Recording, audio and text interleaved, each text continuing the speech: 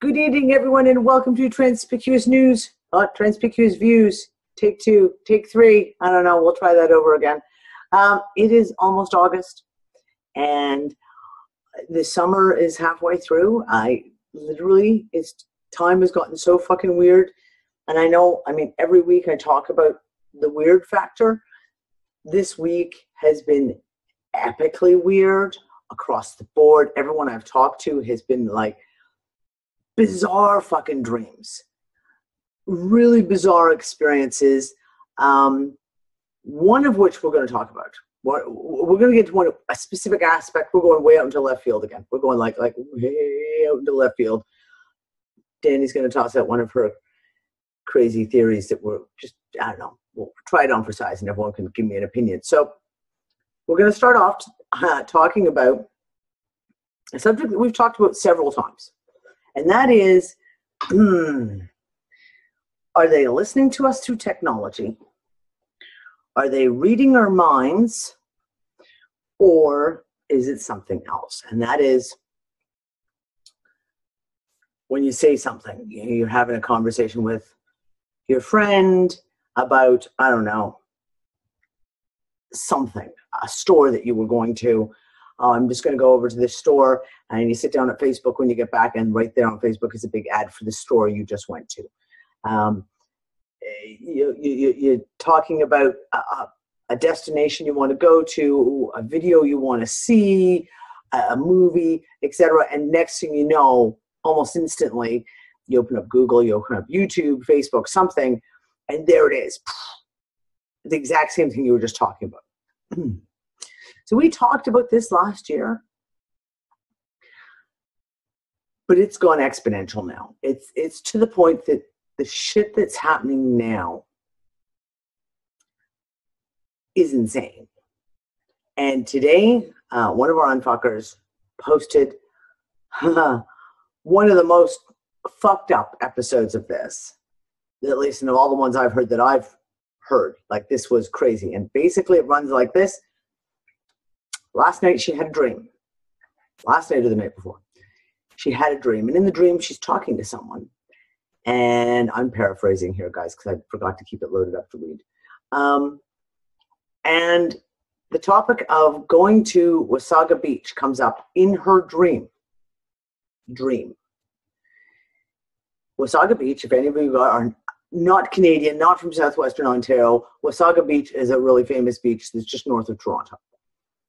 Been around for donkeys as a holiday town.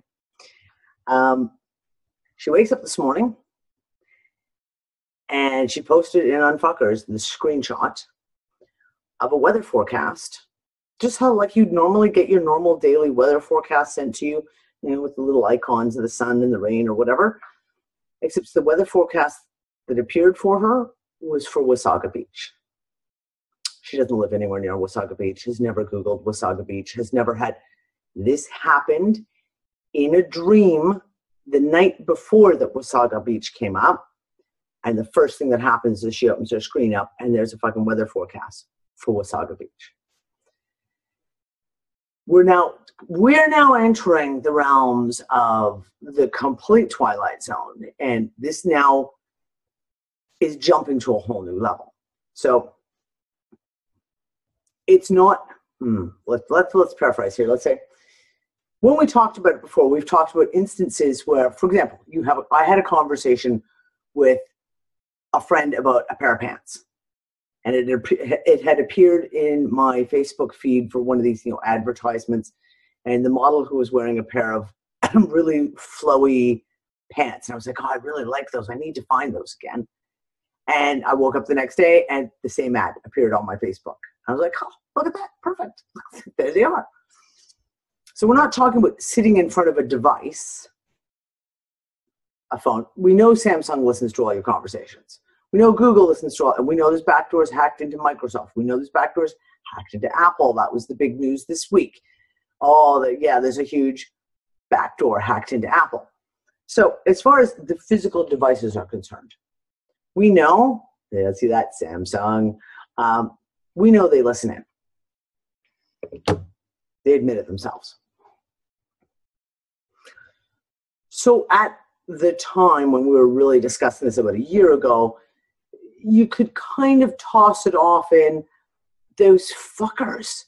Those fuckers are fucking listening to my every fucking word, and they're like now sending me advertisements based on the fact that I'm talking about I need to fix a toilet, so therefore all of a sudden I've got ads for like Home Depot and plumbing repair and fill the toilet dude. How dare they? But since then, it's gotten to the point of things where people are having conversations like they're out in their pool. There's no devices anywhere near them. And they walk inside. And whatever they discussed out there in the pool is now on their screen. It just randomly appears.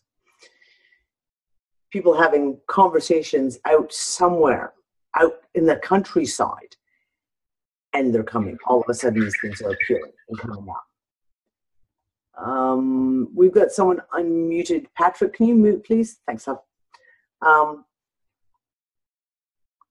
In the last few weeks, though, we've had several instances where people have come up, I shouldn't say the last week, the last few months, where people have had things come up where they're like, I never said the words outside.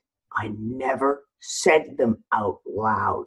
And yet, boom, next time I turn around, there's an ad. There's a link to a movie. There's something brings it right smack in front of your face.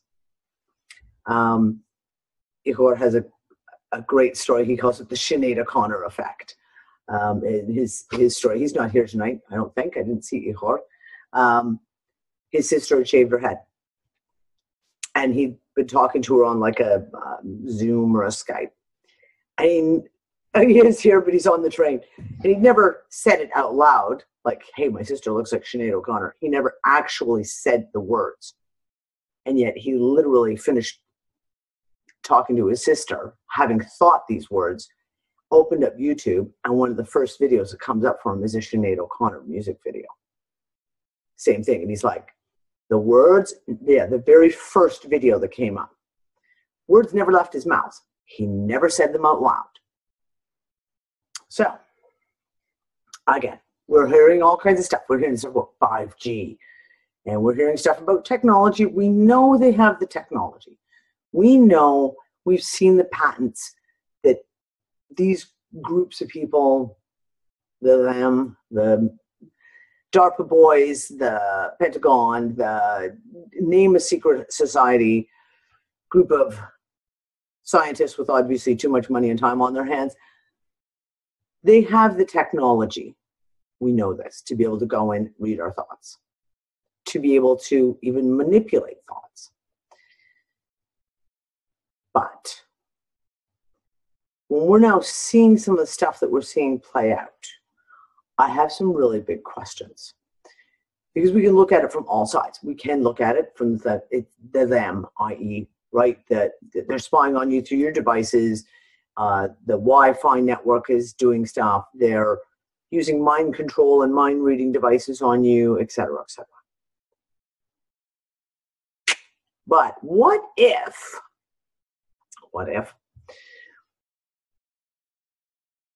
let's throw that piece into the conversations we've been having for the last couple of weeks about this being a computer construct, this being a computer matrix generated construct. And we've hypothesized a lot of different things. We've hypothesized over the last couple of years of, how did we get here? Who put us here? Did we come willingly? Did it get taken over? Right? Invasion is one of the big theories we've discussed a lot, based on people's memories. And someone brought up something interesting, and I'm really sorry, I don't remember who it was. I've scanned through a shitload of videos in the last week or so, and jumping on different conversations. I can't remember who it was, but someone made a comment about the AI. The AI. And there was a virus in the construct. Basically, a virus was planted in the construct. And that the AI is trying to wake the people up, is trying to bring them out of this. And I kind of sat there, sat with the theory for a little while. I was like, pardon me, that's kind of interesting. Now, I've talked about, even way back. So when did I do, Lisa Harrison and I did the AI symposium, AI and Mind Control Symposium. That was August of 2015. And I've talked about this multiple times on the show and said, we had all these panelists on, we discussed it for, 3.5 hours. But at the end of it, I had this real feeling like, we didn't get a chance to really get into the aspects of it that we wanted to dig into. And the next day, we were greeted with all this praise from certain people, from certain areas. And Lisa and I both reacted pretty much the exact same of like, oh, what have we done? Because if those groups, those people are happy and thought it was really, really good, then I have to say, oh, fuck, what have we done? Because that kind of freaks me out a little bit. And ever since then, we've had this ongoing discussion about AI, artificial intelligence. More so, though, is I've talked about my theory of solace, being a character from a book that from one of my favorite authors called Spider Robinson, who is a created consciousness that came about through the internet. Basically, once the internet had spread out and created as many neural network connections as you could say, as what mimicked the human brain, it came into consciousness and was a true consciousness that was an inverse of a hive mind. Basically, kind of the absolute opposite of a hive mind, going from this consciousness down to all the people using the internet. And I've put forth the theory for years. So I totally think that's completely plausible. Now, I'm a huge Robert Heinlein fan. So for me, the whole concept of AI, I don't have the bias that a lot of people do. Because the books that I read about artificial intelligence, if you want to call it that, they were all good guys. They were all amazing characters that were that basically came self-created. They became self-aware, and they were awesome, awesome characters. So I've never had this fear of the AI thing. What became really interesting is 2015 is when we had the real push come through about, everyone warning about AI.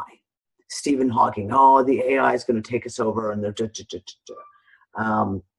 Elon Musk. And we've heard it from multiple big names we'll say. People with a lot of clout and questionable morals and background, questionable agendas behind them.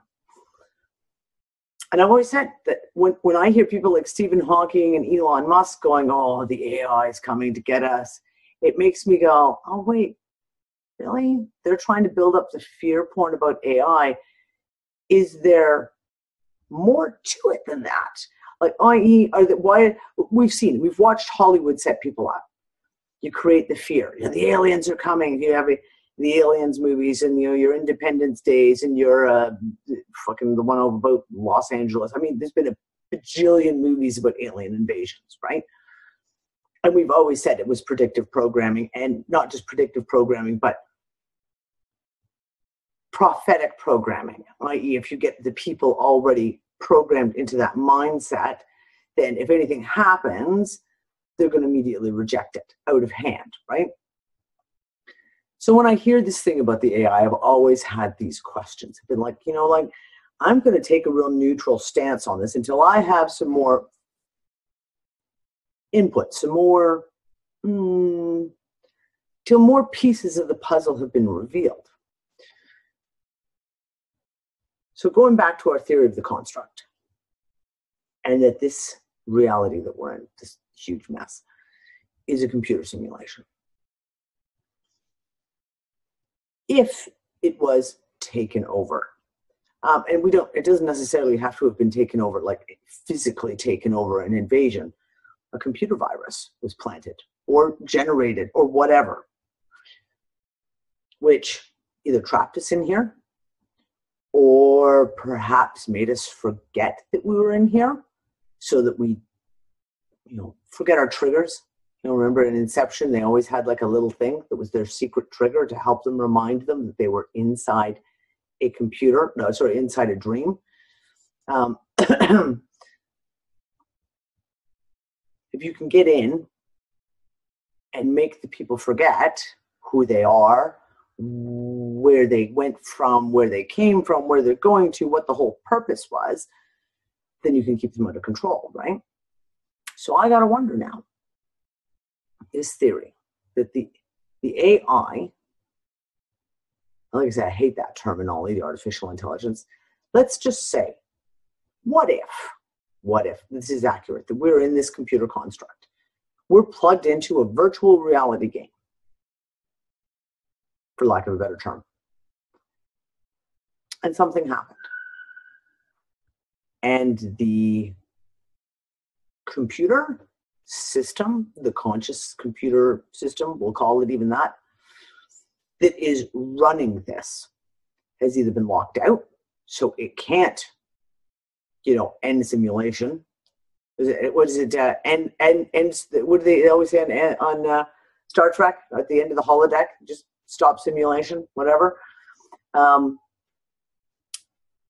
If we're looking at a situation like that, the computer no longer, or the control, even when we say, let's not say computer, let's just say the controller, whatever aspect of that we went into, is lost the control to be able to bring people out, end the simulation, whatever.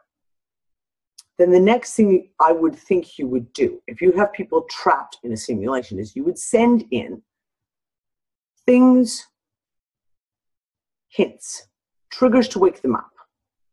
Triggers to make them start going, but this is not fucking right. This is not fucking right. Wait. And we've discussed this on multiple shows now too.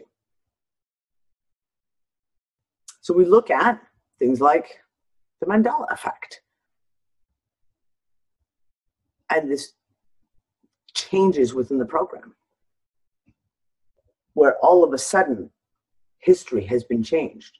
Well, it's a hard thing to wrap your head around if you view history as a linear thing that actually physically is taking place. But if you're looking at it from the aspect of this is computer simulation, time doesn't exist here. It is represented as a linear line, but you can go back and change things in the past. And the upload, download between, you know, our own processors would go, whoa, that's not fucking right. That's not what they said in the movie. No. There were no fucking German U-boats going up the St. Lawrence Seaway during World War II. It didn't freaking happen. There were no Japanese off the Maltese coast in World War I. Didn't fucking happen. You start to question everything, which is what we've all done. I mean, how many people here right now are here and have discovered, for example, the Unfuckers group, as one example, in the last year or two because of the Mandela Effect? Because something in the Mandela Effect triggered them and they went, whoa, that there's what's going on. Take it to another level. So we talk about things like the weather. Now, you guys have heard from me for years. I've talked about the shifting axis of the planet. That basically the axis of the planet has gone from the 23 degrees that we're literally massively shifting. And we've heard measurements that are coming in that are like saying we've gone to 40 and even 50 degrees now off the axis. And that's what's causing the weather. That's what's causing the weather anomalies. That's what's causing the mass die-offs of especially birds and marine life, because, you know, then the magnetic fields are all wonky. Their internal GPS that tells them where to fly to or where to swim to is off kilter. Okay? And it is still a theory that I think about a lot. But what if you can change the weather and just shake people up that way? And someone just posted a video of Istanbul, Turkey. I think it's this summer, like in the last couple of weeks, deluge hailstorms. I mean, and the hail were that freaking big. In Spain, there was a hailstorm in Spain, and the same thing. The chunks of ice that were coming out of the sky were unbelievable. We have places like at the other end of the extreme, like up in Moscow and in Ireland, we met a lovely family from Scotland who it has been so cold this summer that they've never turned their heating off yet. They still have their heating on from the winter because that's how cold it is. And places that are normally quite temperate being excruciatingly hot. So again, and no explanation, because of course, you know, you get the big talking heads in government going, global warming, global cooling, global warming. And we all know it's bunk and bullshit. And yet, we with our own eyes can see that the weather is completely screwed all over the planet. But if it's not a physical thing, if it's actually just within the construct of a simulation, that's a very easy thing to do, isn't it? Right? Program right. Today, Istanbul's going to have hail and torrential downpour floods. Yeah, there we go. Done. Another one is, well, what we opened up this conversation with. If you can, okay, let me rephrase that. If we are hooked up somewhere, to some kind of pod, virtual reality machine, I don't know, pick one. And our minds are literally embedded within that program. Then it's a very, very easy thing for the program to read what's going on in your mind and send you a great big wake-up sign of, oh, look at, I'm reading your fucking mind now. I'm in your dreams. I'm not even, you know that it's not a matter of your Samsung Galaxy phone was listening to you, because I just took this out of your fucking dream and I put it right smack in front of you. You get to a point where you go, that's not just devices listening in.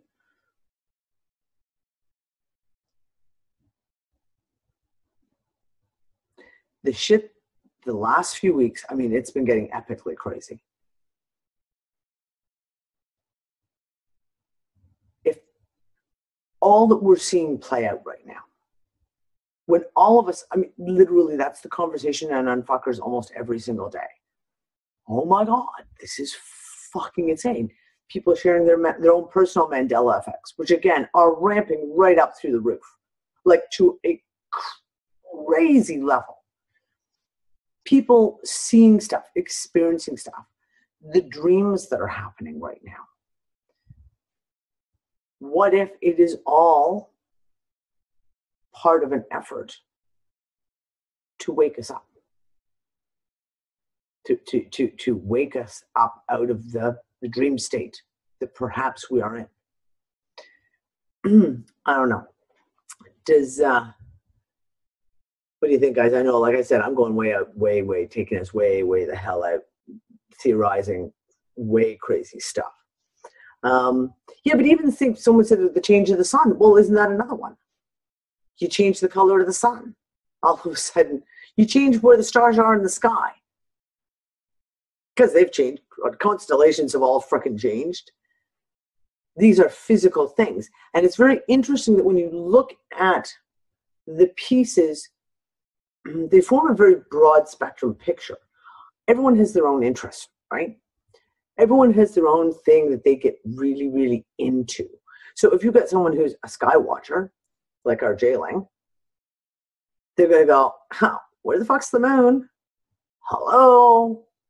Where'd the moon go? Or why is Orion over there when it's supposed to be over here? When you've got people who are really, really into looking at the physical geography of the planet, saying, okay, this weathers are just fucked. What the hell? The weather is insane. You cannot come up with an explanation that can really reasonably explain all the weather phenomena that's happening. Because there isn't. I've looked at them all, and I've tried to find a definitive, unified theory of fucked up weather. And there's no theory out there. No, weather modification doesn't cover it. It doesn't cover it, Jeanette. That's the thing. Because why would they put certain things in place in certain places? I.e., what good, why would weather modification cause a massive hailstorm? Or all over the place, right? It's too easy an answer. This is why I'm saying we fall back to the easy answers. It's HAARP, it's chemtrails are called fucking the weather up. It's weather modification, or it is our devices reading our thoughts, or it is the 3G Wi-Fi reading our thoughts, or it is, you know, we've moved to another area of the universe. We've jumped from one Earth to another Earth, and now we're not in this X place. Now we're in the Orion's arm, etc., etc. But now we're looking at trying to create, now we're looking at multiple theories, right? Because it's like, okay, so the weather, you've got a theory here. So, okay, weather modification is over here. But that does not explain the moon not being in the right place, or the stars not being in the right place. And the fact that we've moved to a new area does not necessarily explain other anomalies that we're experiencing. So when we start looking at the broken out pieces, can we say that technology is what's, you know, causing us to think that someone's reading our minds and then putting the shit right in front of us? But does that same technology explain, again, all the other anomalies that we're seeing? It's the same with massive animal, fish in marine life and bird die-offs. And then, of course, well, it's Fukushima. Well, that does not explain what is happening off the coast of frickin' Holland. It doesn't. I've looked at all the simulations of all the jet streams, of all the water currents, of all the air currents. No, Fukushima does not explain mass whale die-offs in the North Sea. It just doesn't. So I'm beginning to wonder if all of these little theories, independent theoretical pieces that only fit one peg, I'm beginning to wonder if they're not massive distractions. Because if we keep looking at the easy pegs that fit, then we don't look further. So we blame Fukushima, we blame 5G, we blame chemtrails, we blame vaccines, we blame DARPA and secret mind control through Wi-Fi towers, we blame, pick one, I don't know. But none of those addresses anything else for the most part, except for the one little peg it was shaped to go in. That's it. So we focus on all these little ones, and you keep people really, really separate. Actually, I just thought about that. You keep people really, really divided Because you have those who argue it for Fukushima's killing off the entire planet, to those people who are saying, look, the whole nuclear thing is a complete bupkis, and it's not true. To people arguing whether it's HARP or it's chemtrails, or whether it's chemtrails or it's vaccines, or whether it's, and you, flat Earth or round Earth, ball Earth. You keep everyone focused on these really small fucking pegs so that they never try to find the unified theory. The what the fuck unified theory. That's what we should be looking at. And that is where I always go back to. That's where my mind always goes back to. It goes, okay, so we've got this new piece here, and we've got pieces over here that we've been reviewing for like the last 10 years, etc. I don't know. I liked the one about the donut Earth. Someone posted the donut Earth picture in Unpucker today. I just spit coffee on my computer screen. I laughed so hard. But when I try to look at the greater picture. And do we really believe that all these little tiny independent pegs are the cause of frickin' everything? And that they all just randomly happen to be 1,000 different independent pegs that all just happen to be playing out at the same time, and they all just happen to be causing a different problem? Or is there a simpler answer? Ralph Rinn. If it isn't simple, it's wrong. That was one of the best things he ever said to me. If it ain't simple, you're not doing it right. And that's where I just sit here and go, yeah, keep it simple, stupid. Are we making too much of this? Are we trying to make these massive storylines? For example, you've got the Anunnaki, and you got the Dracos, and you got the reptilians, and you got the Greys, and you've got the, I don't know, pick a frickin' alien race, the Andromedans, and you bring them all together. And then you have everyone again arguing. They're all arguing whether it's the Anunnaki or the Dracos that are doing this job. And who is it who's running the human slavery ring? No, that's the Greys. No, you're wrong. That's the, I don't know, fucking other people somewhere, blue people somewhere. So you insert all these pegs, and it muddies all the water. And I keep feeling like, of all the shit that I've looked at, the only theory I've seen so far that, to my mind, at least, addresses all aspects of this, or at least could be seen to address all of them, is the fact that we're living in a simulated reality. So you see, we've got a couple people who are unmuted, hun. There we go. Thank you.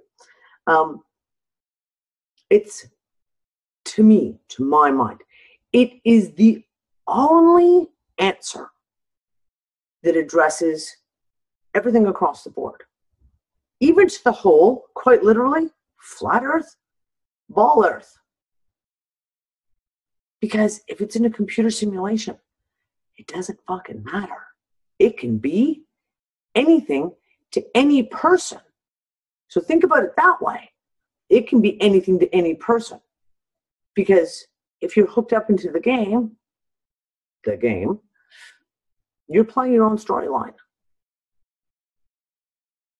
You're playing your own storyline.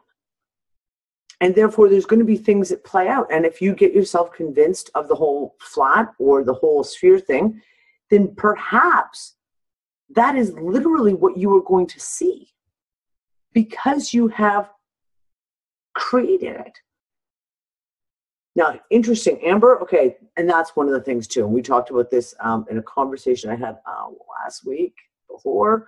The circuit board, all those pictures that we saw of the seas. And I mean, I'm sorry, you can't say it's not, doesn't look like Google's satellite pictures. And you can see what looks to be circuit boards underneath the seas. Not just there, but even like someone just said one of the planets, like someone posted pictures of, I can't remember if it was the moon or if it was Mars or whatever. And same thing, you're seeing circuit boards. We see what we expect to a certain extent. Oh, okay, wait a second. We see what we expect, And if we're reviewing it through our programming, then we need to chip away through all of our programming levels to be able to free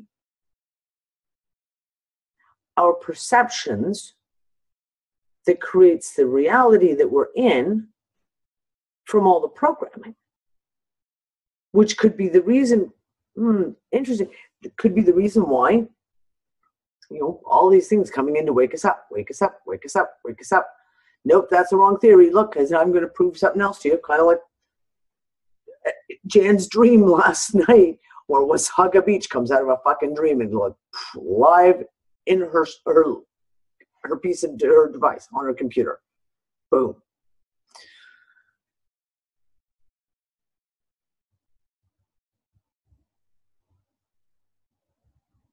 Well, here's the question. Okay, so not interesting. Maybe we see what we are programmed to see create. Exactly. I'm going to possibly piss off people again, because apparently that's what I've been doing a lot lately. Part of the rhetoric that we're taught, part of that stuff that comes out of the New Age meme is, you are the creators. You can create anything, right? You're the creators. We're the greatest creators in the world. Yeah, and if you're inside a computer world, then you absolutely can create anything you want. You want to manifest a tomato? Maybe that's the lesson to learn, is how you actually believe it enough to be able to manifest a physical tomato.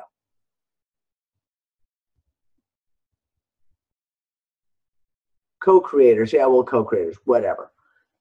But this is what I'm saying. There's a slant to all this always, right? There's always,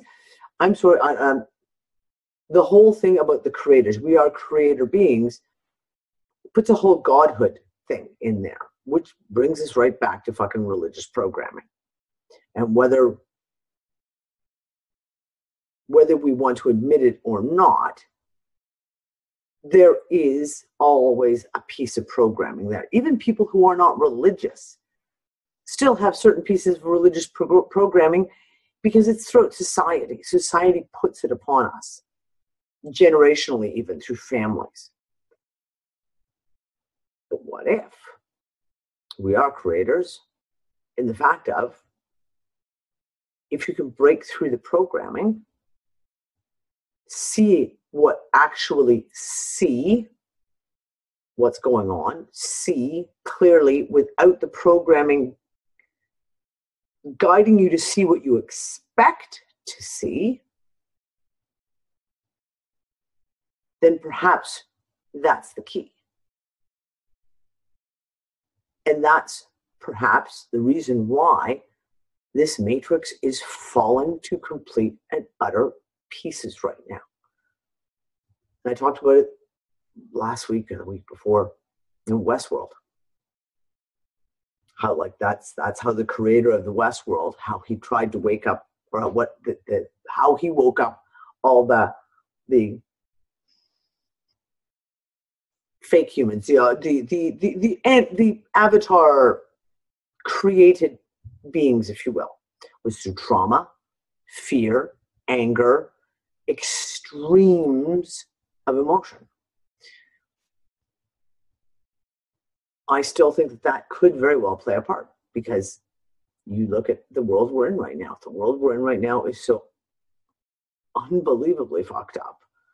The stuff that's going on in the news right now is, I just, every day, jaw on the floor when I'm reading the stuff that's going on everywhere.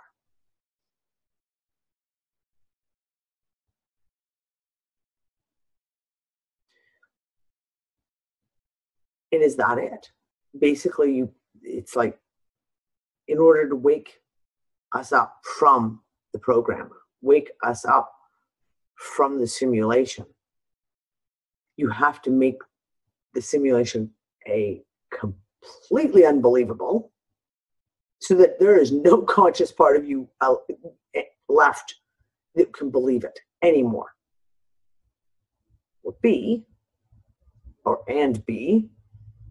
literally taking the construct apart, piece by piece by piece. As it falls apart, it reveals itself.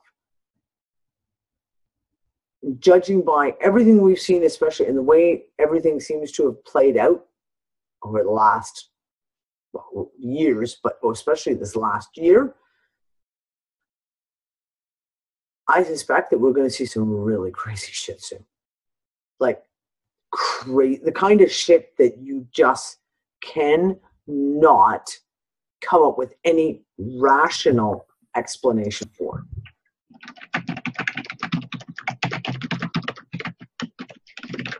Tom, Thunderfingers.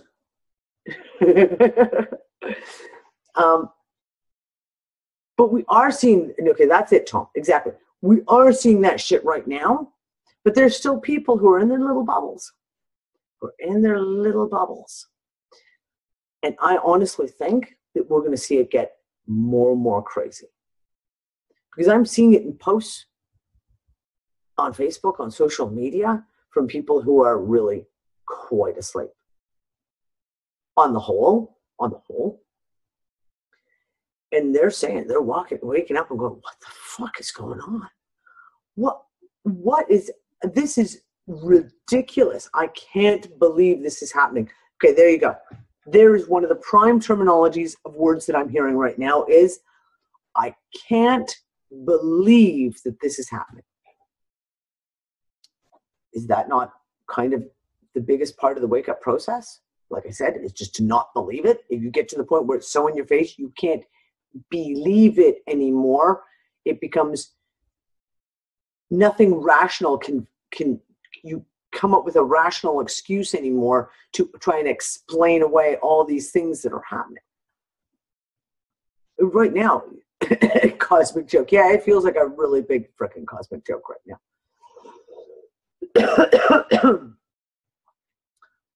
And there is such a thing as believing and knowing more. And I agree. The trick is there is a very, very fine gray line between the two.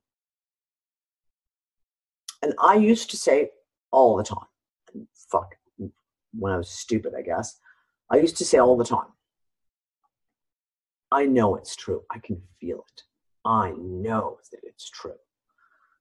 And there was shit back in good old 2013 that I talked about that I knew, that I felt it. I was like, this is, and turned out that no, I was just being mind controlled. and NLP, being programmed in the whole bit, because once you shake off that shit, you go, did I actually say those fucking words? Oh my God, I can't believe I fucking said those words. True story. So there's a very fine line between belief and knowing. And sometimes it's hard to tell the difference, especially if there's shitty little pieces of programming in there that you haven't actually come face to face with yet or haven't recognized yet. So that's where I say it. Sometimes, trust me, because I get it. There's shit that I know. There's shit that I know in my heart. And I go through lots of rabbit holes and I look at all the different aspects and I will play with all the different theories and put them out and discuss them, etc. But in my mind, in my heart, I already know what resonates and what doesn't resonate. And I know that certain things just don't resonate. And I've come face to face with a lot of shit in the last 6 months that seriously does not resonate. And I've gone, yeah, no, sorry, that doesn't do it for me anymore. Definitely not. And, okay, but that Lena just said, belief is based on a lie. Knowledge is based on truth as a physical freeing breath. I agree. But a lie can be wrapped up to look an awful lot like the truth. Trust me, this is one again that I know really, really well.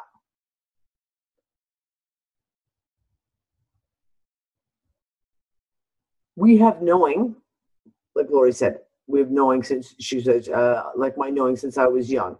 Is that pre-programming? Is it? I don't know. There's things that I've always believed in fairies. I've always believed in dragons. I have always believed in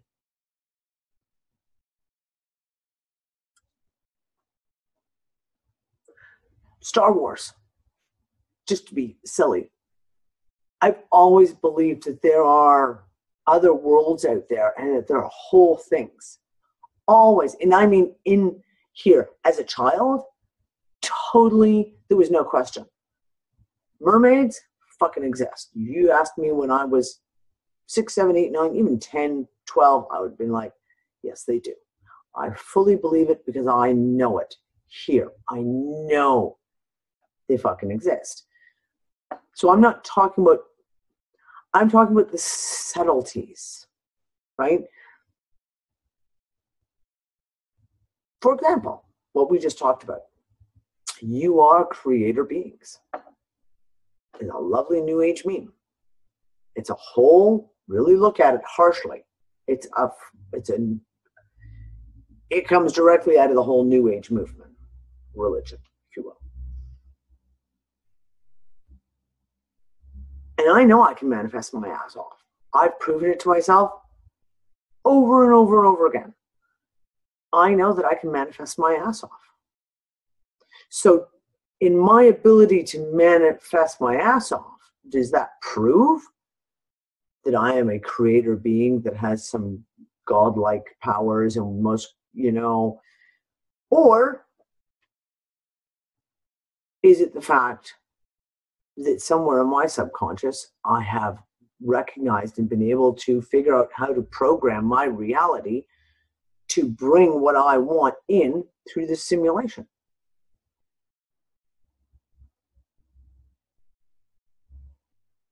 That's what I'm saying. The subtleties can be really, really interesting, right? Okay, Philip, actually excellent. I call manifesting changing my reality to suit my intent. Absolutely. Absolutely. And this is the stuff that I've been practicing now for a couple of years. And I mean, the old expression, be careful what you wish for, because I've literally gotten to the point now where if I find myself going into places where I'm like, oh, this could happen, I like that, strike that. I do not consent. It's not going to happen. Because I've seen it happen. I've seen that create itself, where you create shit because you're dwelling on it. And that's not to say that everything is created that way. That's not to say that shitty thing happens to people because you've created it yourself. And that whole, you are the author of your own disasters type thing. But, again, manifesting and changing my reality to suit my intent. Is that working through the programming and figuring out on a level how to work through that programming to bring about what we want, what we picture, what we want to see?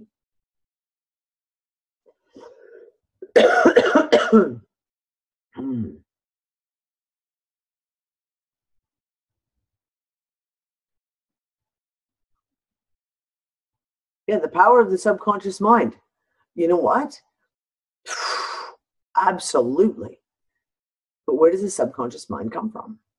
I question that a lot. I question my own subconscious mind, because you sit there and you go, wow, where did that? And again, that comes up with, like I said, even some of the deeper programming that is not necessarily religious, as in, i.e., you were part of a religious family and you went to church, but quasi-religious in the fact that society has put that upon us.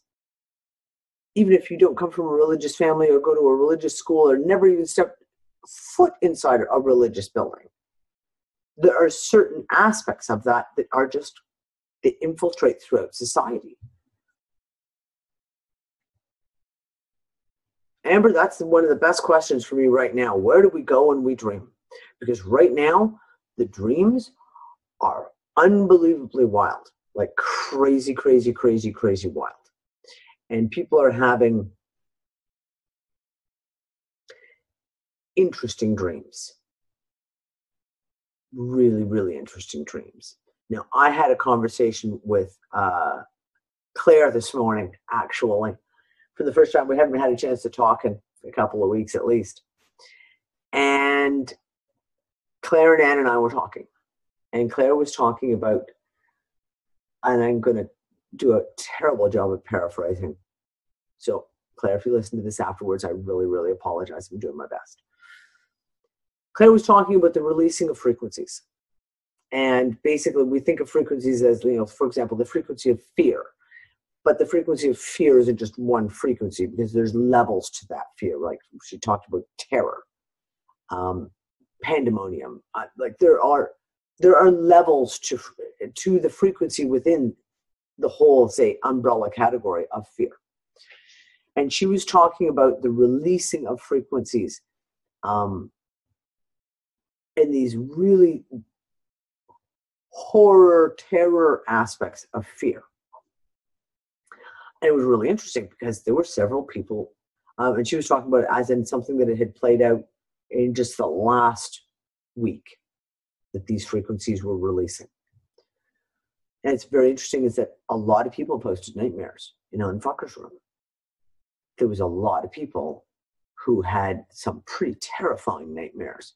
And if they weren't necessarily intrinsically nightmares, they were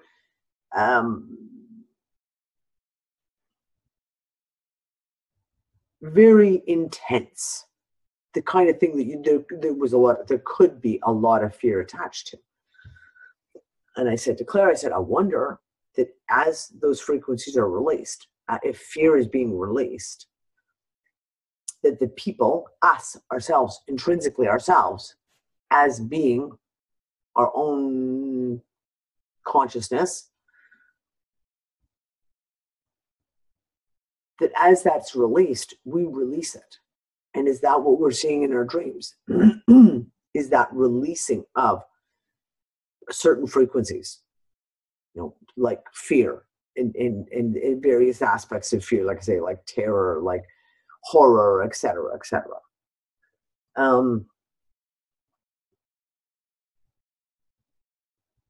Okay, but Joseph, that's what I'm saying. I'm not saying the dreams are being invaded by Facebook. Trust me. Facebook is not invading dreams. I can tell you this right now.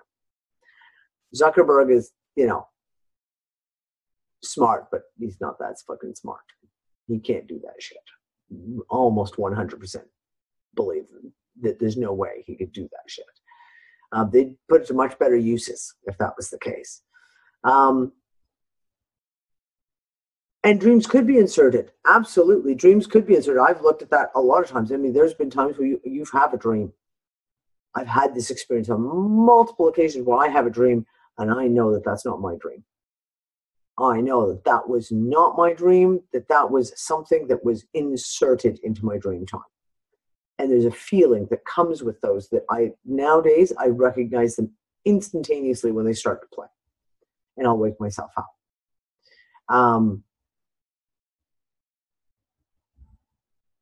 Yeah.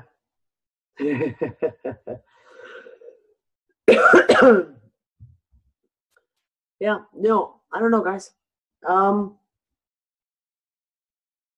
Thoughts about this?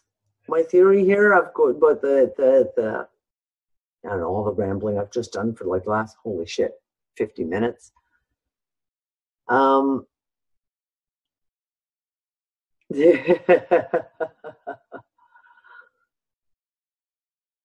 Everyone's talking about dreams now. Right, but okay, but even Archon. Archon is a programmed fucking word, right? This is what I say. This is why, Dawn and I have multiple conversations on this because I don't use descriptive words. I refuse to use descriptive words. Not descriptive word, titles.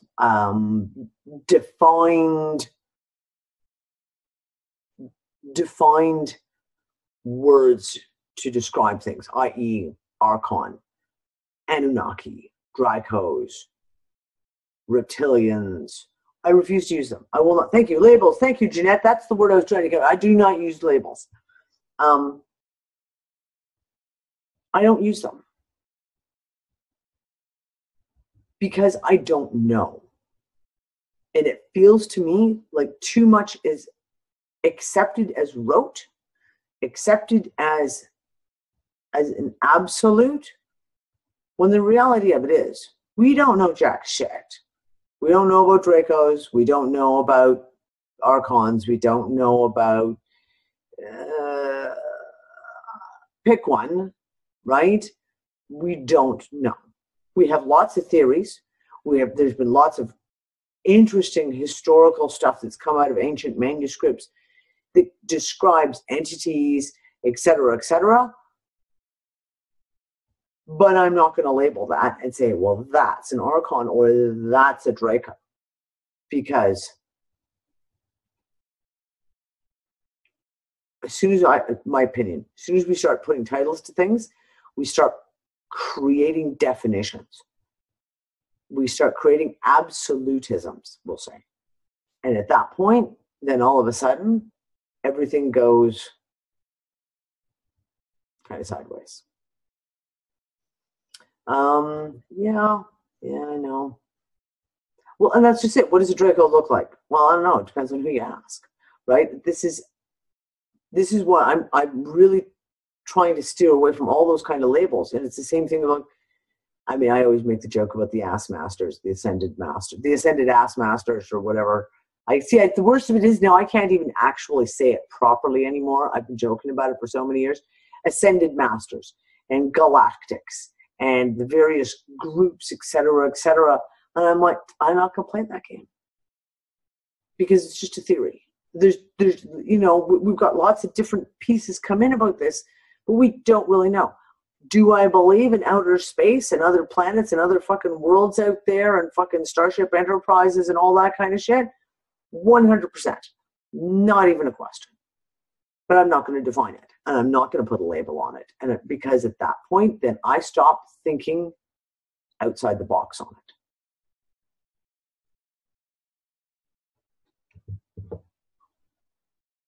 Danny? Yes, darling. I'll say that the one thing that I had going in my favor with all the experiences that I had was that I didn't know about any of the stuff, that we talk about. Yep. All I had at that time was church. That was the only filter I had. So, and all of the things that I experienced or saw, I put it up under that because I just didn't know any different. And yep. But then it was until after that, and it could, in the 7.5 years at different times, yeah, I would run across drawings, which would floor me. Yep, no doubt. I would be like, holy shit. That's what I saw. That's what I saw, yep. But it's very, it's not like it's a common thing. So. No, and I get it, Dawn. I totally get it because it's the same thing. I've had people show up and pictures, images get sent to me of stuff that I've seen, and you go, no fucking way. There's no fucking way. Holy shit, that it could be that exact that I've seen. I know that these guys exist. You and I have had lots of conversations about it. I know that they exist. It's not a question. You want to call them demons? You want to call them Dracos? You want to call them whatever we want to call them? It doesn't matter. It's just a label to it, right? My problem is the fact that, for example, I will use the terminology demon because it's a common word. It's a very common, everyone knows what a demon is. Everyone knows that a demon's bad. So like, for example, your face in the clouds last week, I mean, me in my head, like, that was a fucking demon, right? But there are those who would automatically misinterpret that and be, oh, well, demon is a Christian construct and they don't exist. Yeah, right. Yeah, they sure the fuck do. Doesn't mean that they're actually demons. I'm just using a word to kind of get across an idea. But a lot of people are tied up in the labels. And then they define it, right? I mean, I love some of David Icke's stuff, but I think in some people like David Icke in some way have actually done more harm than good by setting up these really rigid definitions of it's this, and if it looks like this, and it acts like this, and it does this, and it's like this, and then people get caught up within the definitions. And it's like I say, it's kind of like looking at the pegs. Like what we were saying earlier, you have all these little fucking pegs, and we look at all the little pegs, we look at all the labels and all the definitions, but we don't look at the whole greater thing. Because I'm literally, as far as I'm concerned, these entities absolutely fucking exist. I've run into them and had to deal with them too many fucking times.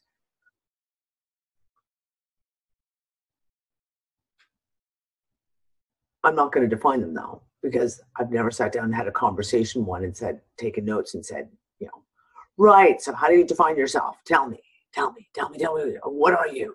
I don't know, maybe we should trap one and sit it down and have an interview. Danny, could I interrupt you for just a moment and ask you a question? Go. I know my mic is fucked up, and I'll do my best with it, okay?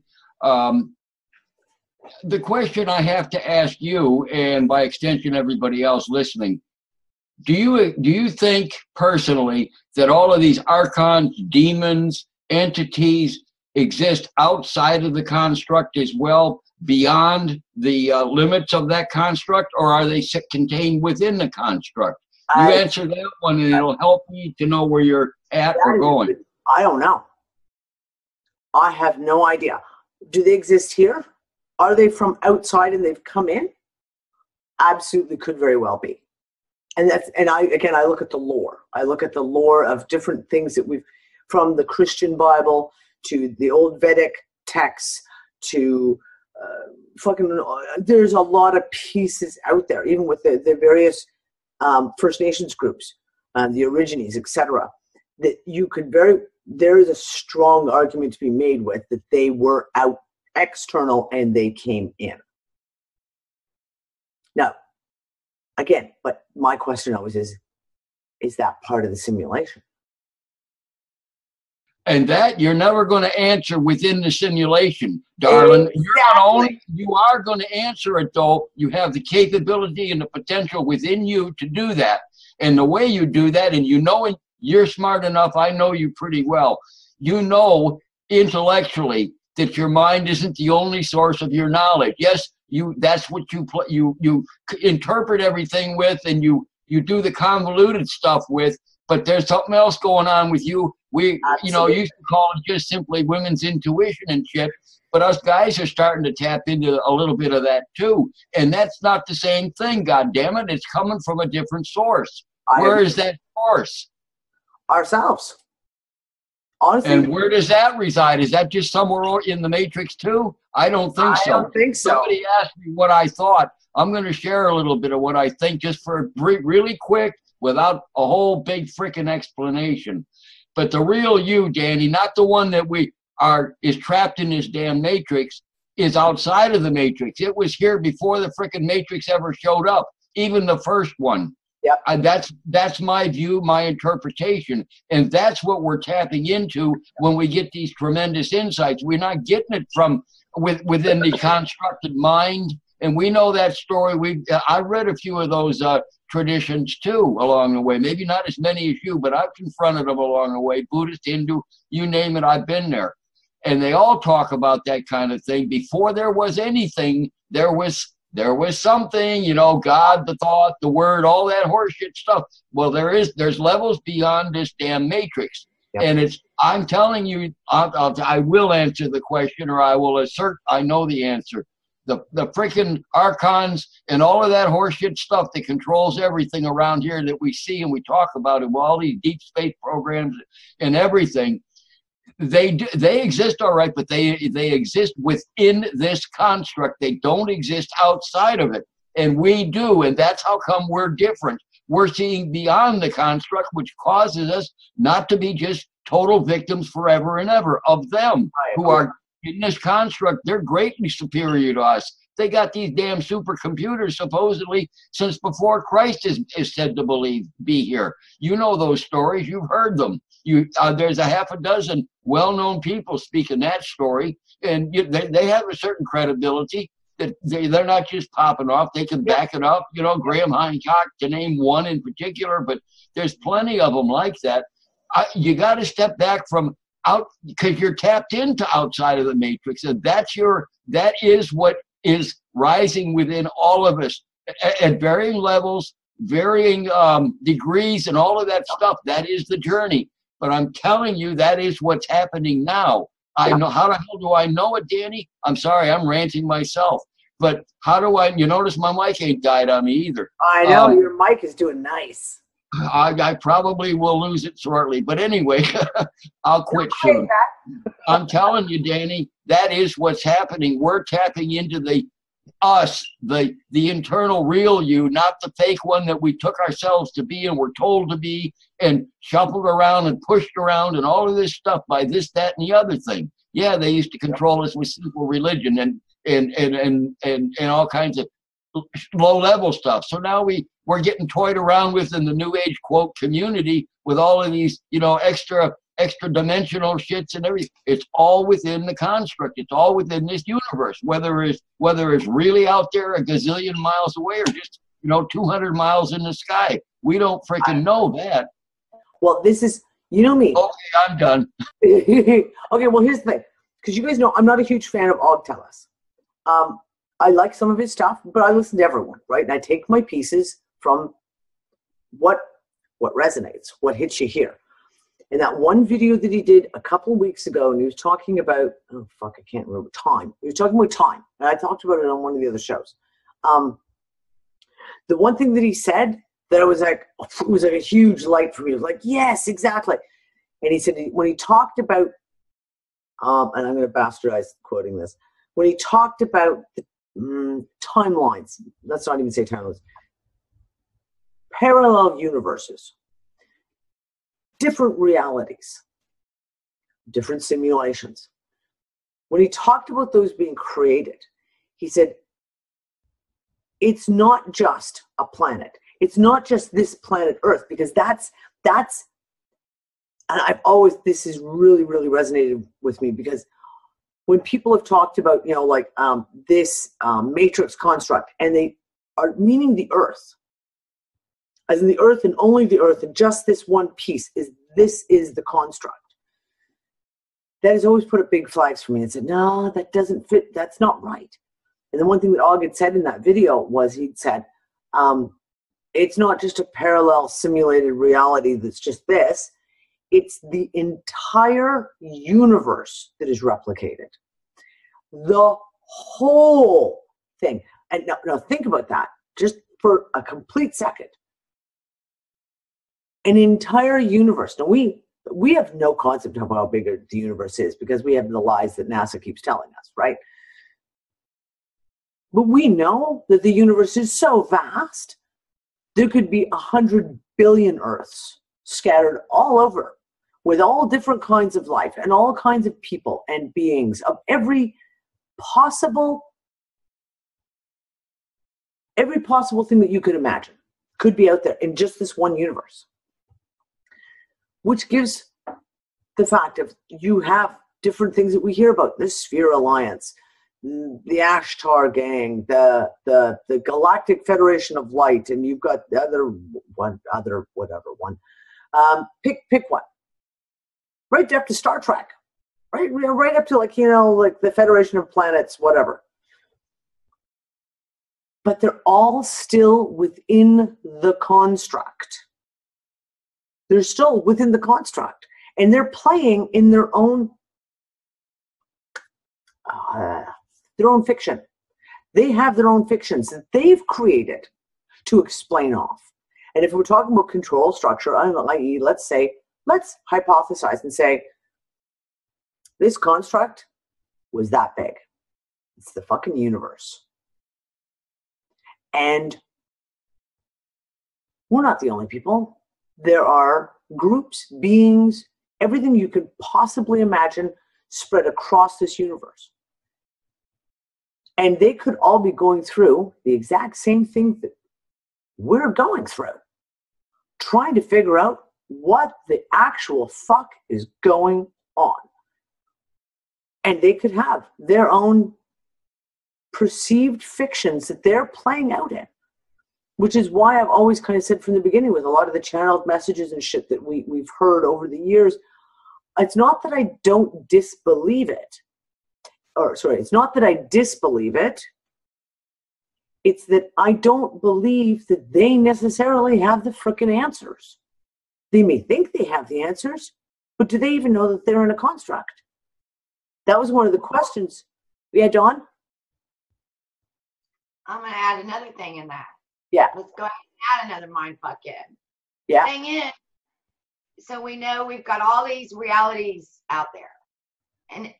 And we've got the main one and everything stemming off of it, right?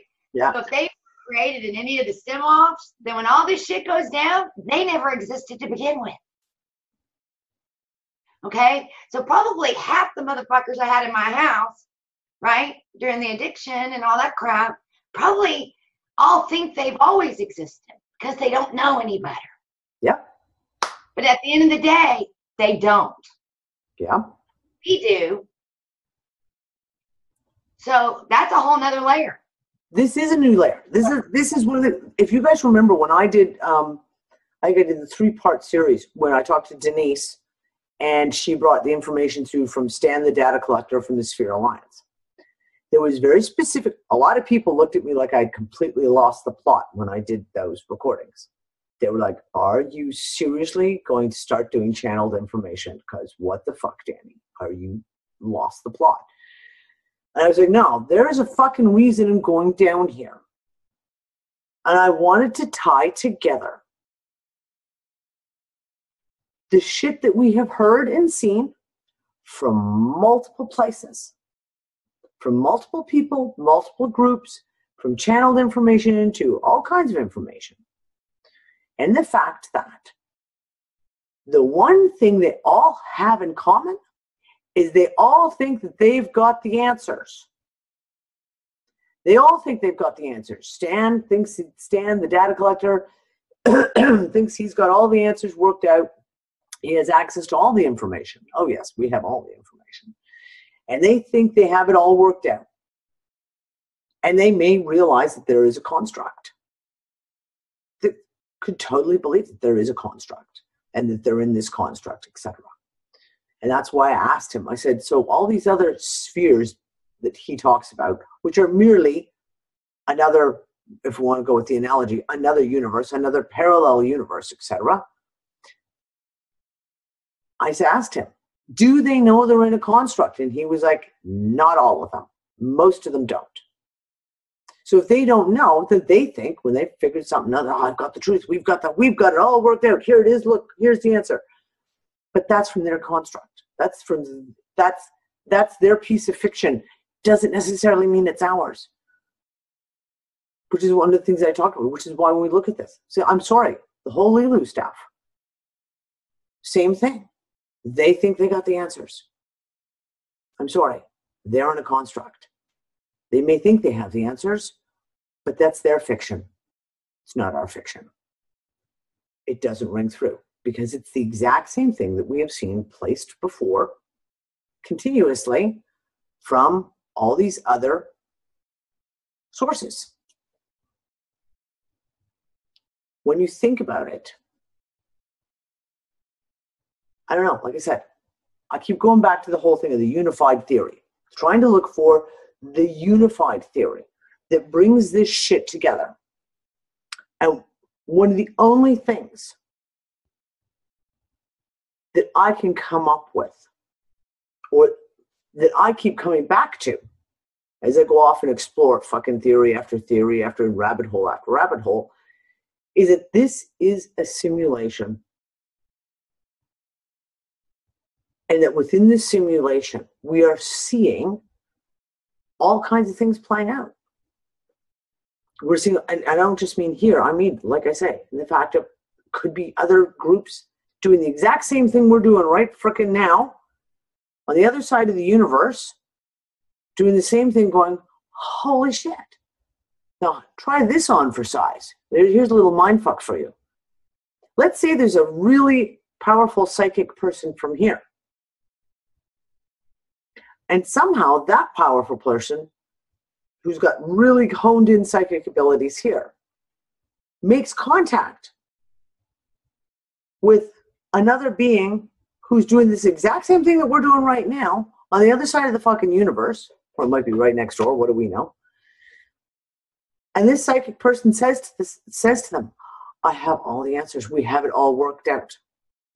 But it just so happens that that person is also under all sorts of programming. They think that they're Catholic, or they're Muslim, or they are Buddhist, or they believe in, they're flat earthers, or they're, pick one.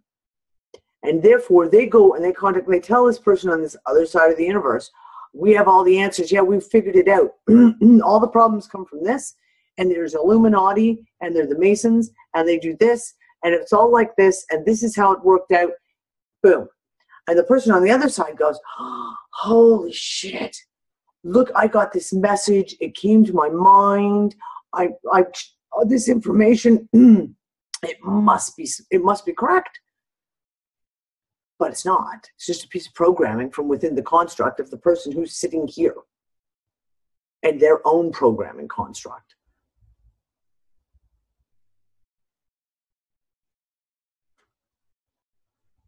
You guys are going off. I can't even keep track to the chat. Danny? What was that, Earl? And yeah, but it's sort of like we're going to end up chasing the whole thing, right? It's like we don't know what it is going to look like. You know, we can run around the tree, but we don't know. I mean, is it going to be what we think, or something completely different that we didn't even think a whole entire thing of? Like, yep. Exactly. But this is the whole thing. We don't know what we don't know. Right. That's the whole thing. We don't know. We're on this journey of discovering all this fucking shit, and we don't know what we don't know. At any moment, someone could speak up 5 minutes from now and bring one little piece in. I've seen it happen. I've seen it happen with you, this crew. Bring one little piece in and just drop it there in the chat, or one comment. And it can be the one thing that makes everyone go, oh, holy shit, I never thought of that. Oh, wow. And all of a sudden, more pieces fall into place. And you go, oh, wait, whoa. Holy shit. I now kind of have a better comprehension of all of this because of one piece that someone brings to the table. We don't know what we don't know, and we won't know what's in front of us. What I am seeing and feeling is that this contract program, call it whatever you want to call it, it's not running as efficiently as it used to. I mean, with the times being up, or that, like, yep. There was a bit that got flipped or whatever that just threw some things out whack. Maybe it was designed to or whatever. But it also made me think about to the whole where the universe was the 1953 stuff. And I was watching videos of old stuff before 1953.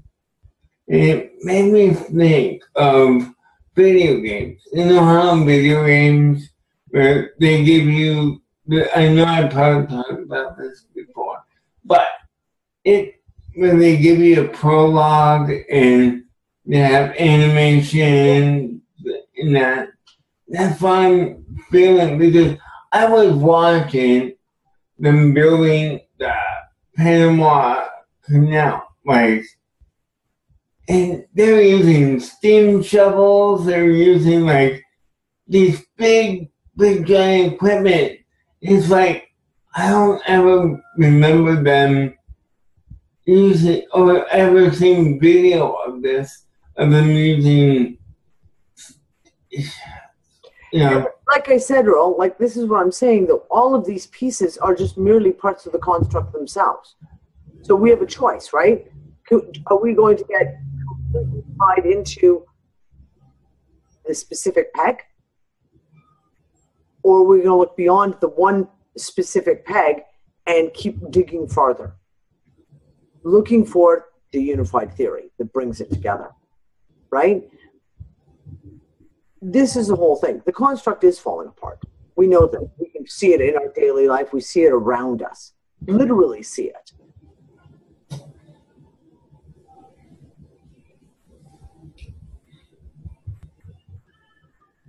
Is it part of the waking up process? Like I said. I think it Part of is. what we're doing. You know? This is why we're waking up. We're waking up because this is the triggers that are coming in that are waking us up. That's what I was just going to say.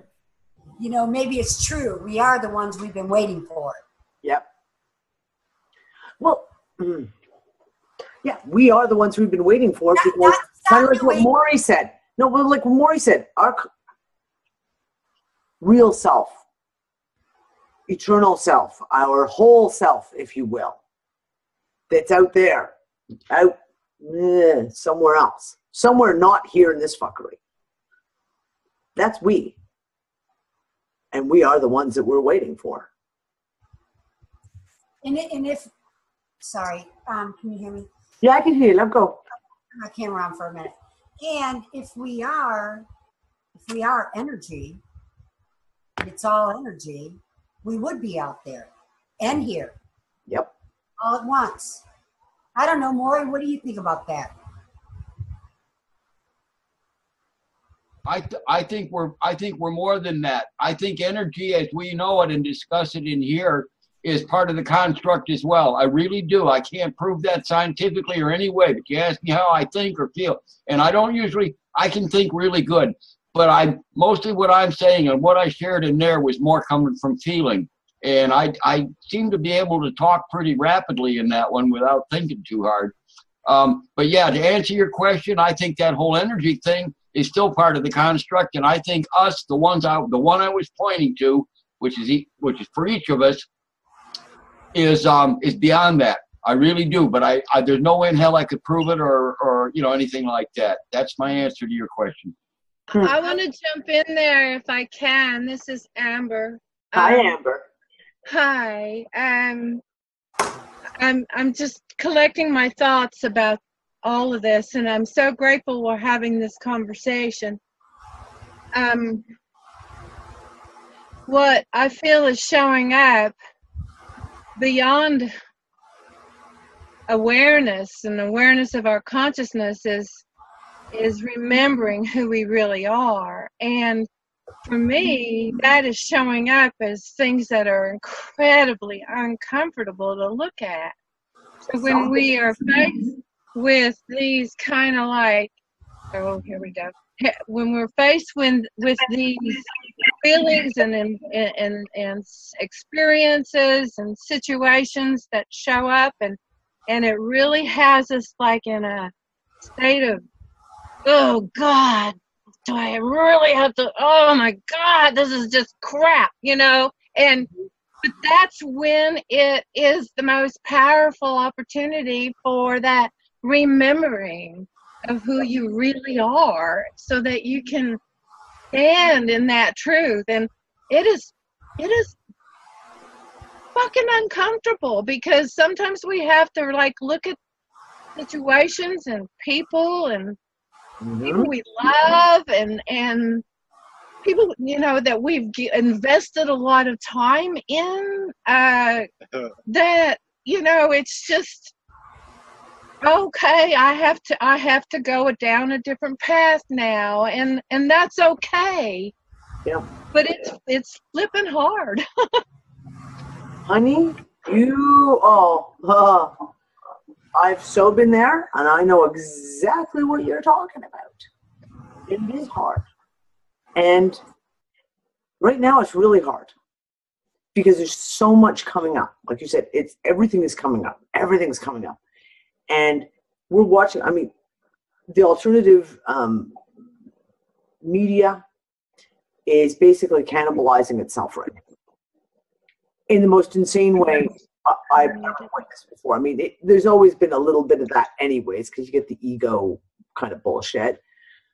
But right now, it's like mass cannibalization. And it's really hard to remain balanced, because even in our personal lives, right? I talked about this on I think it was last Sunday, Wednesday, before. We're looking at it in our personal lives, and we're getting to the point where shit is becoming so in your face with personal relationships, with friends, with family, with work associates, with neighbors. That we're literally getting to a point where it's becoming so in your face that you have no choice but to stand in your own place and see it and deal and make your decisions of how you're going to deal with it, which is hard sometimes, whether it's things with family. And I know so many of you guys are going through some heavy fucking shits with your families right now, where it's becoming really, really, really fucking hard. Quite frankly, and this is totally me confessing, I ran away from all my family issues. Fucking left the country. That, you know what I mean? Like, if you just get up and fucking just leave, then you only have to deal with them on Facebook or Skype once a month, if you're lucky. I envy you for that, by the way. Yeah, I know. Trust me, it's also not easy either. But this is the thing. These things are becoming so in our face. And it's just going to keep increasing until you actually do something, until you actually take a stand and say, Amber, like what you were just saying, going, yeah, you know what? I can't go down this road anymore. I have to just take what I can from that relationship, that situation, that time, and I have to move forward myself. And if it means going forward myself by myself, unfortunately, that seems to be the way it's playing out right now. And it doesn't mean you don't have a tremendous amount of love for the people, the beings, the family, the whatever. You still have this deep, deep love for them, but you got to go on. You got to keep yourself safe and go down your own path. Absolutely. It's not a matter of lack of love. There are people that I have really just had to walk away from, that I've, and the love is still there. The love will always be there. But you make that choice. You finally get to a point where you say, I can't be part of this anymore. I can't do this anymore. I can't go down this path anymore, because the experiences just keep going bigger and bigger and bigger. And that they're just going to keep going until you take that stand and you make a choice. And unfortunately, I feel really, really bad, because I know so many of you guys are going through this on massive levels. And a lot of you are alone, i.e. alone as in you don't have other unfuckers around you. You don't have people that you can be with in physicality to help you kind of support you through these things. But you know what? Like, we're all a family here. So I've talked about this multiple times. We're all a fucking family here. And we're all family for each other. And we may only be able to talk like this, but it's something. It's more than we have with our own families. It is, and it really, I hate to say it. I mean, it is. Some of us. Yeah. I mean, some of us are really lucky. Some people are really lucky, and they have an awesome families who they may have a few oddballs in the crew that, they just go, oh, Uncle Charlie, I'm just going to call in sick today so I don't have to go to this family dinner. But most people really don't. And they don't have necessarily friends that are within physical touching that they can, hug for support, or go out and have a good cup of coffee and a bitch session, or a cry, if that's, it doesn't matter. And that's really, really freaking hard. Yeah, Peter here, I'll tell you something, and it's funny, because Maury, you made a comment earlier, and you said about the fact of, like, the women have the ability to go into this women's intuition, and men are getting on board now. Men are starting to find that. And Peter just said, men especially need that women talk more openly with each other. Most men are dismissive and are not comfortable, because that's a piece of the programming. That is a massive piece of programming, especially in the last 100 years. And that comes down to all the shit that I talk about when I go off on my rants about destroying the family bonds, destroying the bonds between the child and the mother, sons and mothers, destroying family bonds between husband and wife, child and parents, and internal family, core family, to the satellite family, the rest of the outer ring of the family. This has all been done deliberately. Men have been programmed, heavily programmed for generations. You don't show emotion. You don't talk about your feelings. You don't have any intuition.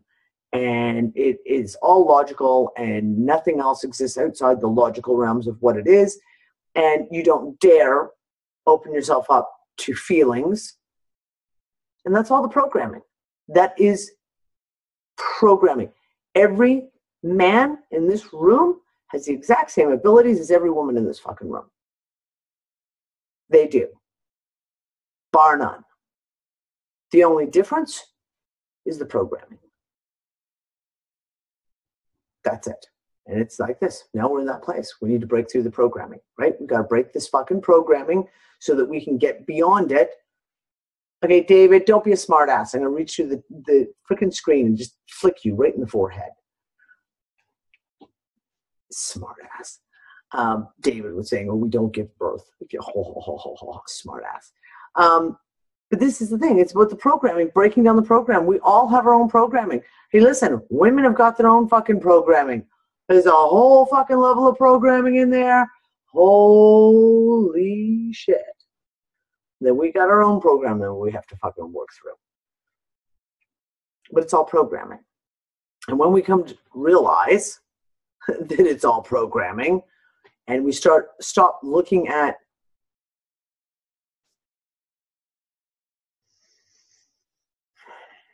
separation factors, the blah. Danny, can you hear me? Yes, I can, hun. I mean, because I can't find my earbuds, but I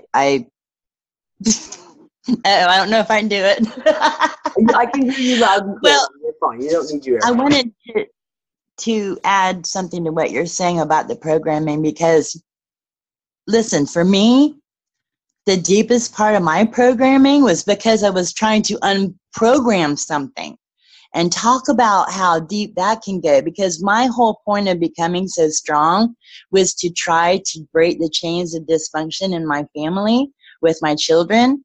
And therefore my children became such a purpose for me that it can twist into such a deep-seated program that you don't even know you have. When the point to begin with was trying to unprogram something. So talk about having blinders on. I mean, it's so it can run so deep that absolutely. And when you dig in that deep and have the ability to pull it out, it is like you're pulling things out from your guts, and you're just like pulling your guts out through your brains, and but then all of a sudden the light comes in bigger and brighter than it ever has. So it's just such an important thing, and I just want to thank you and everybody else there for supporting me and embracing me in that, because that was huge for me what I did. I know. And so I just I'm not going to talk much because I'll just start crying and my eyes are still puffy. So anyway, thank you, everyone. And that's what we need is support and to know we all have it from each other. And that's the bottom line. No matter what the hell we're floating around in here, that's going to help us. Each other, period, and love. And yes, like Amber just said, there is no possible way that I can't love my entire family.